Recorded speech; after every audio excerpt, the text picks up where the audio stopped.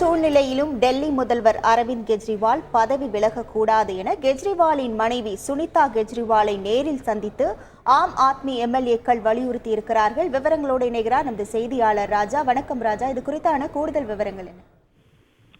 வணக்கம். தலைநகர் டெல்லியில் இந்த மதுபான கொள்கை வழக்கில் டெல்லி முதல்வர் அரவிந்த் கெஜ்ரிவால் அமலாக்கத்துறையினால் கைது செய்யப்பட்டார். பிறகு நீதிமன்ற காவலில் அவர் திகார் சிறையில் அடைக்கப்பட்டு இருக்கிறார். இது தொடர்பாக ஆம் ஆத்மி கட்சியிலும் மற்றும் இந்தியா கூட்டணி தரப்பில் மிகவும் கண்டனத்தை தெரிவித்து வருகிறார்கள். விரைவில் அவரை விடுவிக்க வேண்டும் என்று கோரிக்கை வைக்கப்பட்டிருக்கிறது. நீதிமன்றத்தில் வழக்கும் தொடரப்பட்டிருக்கிறது. இந்த நிலையில் கடந்த 2 நாட்களாக ஆம் ஆத்மி கட்சி எம்எல்ஏக்களை பாஜக பேரம் பேசி வருவதாகவும் குதிரை பேரத்தில் இழுப்பதாகவும் அவர்கள் 25 கோடி ரூபாய் கொடுத்து விலைக்கு வாங்க முயற்சிப்பதாகவும் ஆம் ஆத்மி கட்சி தரப்பில் குற்றம் சாட்டி வருகிறார்கள்.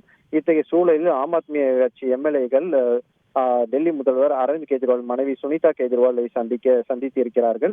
எம்எல்ஏக்கள் சுனிதா கெஜ்ரிவாலிடம் டெல்லியில் 2 கோடி மக்கள் கெஜ்ரிவால் பக்கம் இருக்கிறார்கள், ஆம் ஆத்மி கட்சியும் கெஜ்ரிவால் பக்கம் இருக்கிறது. எந்த நிலையிலும் முதல்வர் அரவிந்த் கெஜ்ரிவால் பதவி விலக வேண்டாம், மேலும் டெல்லி அரசை சிறையிலிருந்து இயக்க வேண்டும் என ஆம் ஆத்மி கட்சி எம்எல்ஏக்கள் தரப்பில் கோரிக்கை முன்வைக்கப்பட்டிருக்கிறது.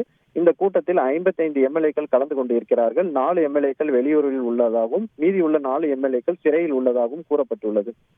உங்கள் முழு விவரங்களுக்கு நன்றி ராஜா. செய்திகளை உடனுக்குடன் தெரிந்து கொள்ள உடனே சப்ஸ்கிரைப் பண்ணுங்க.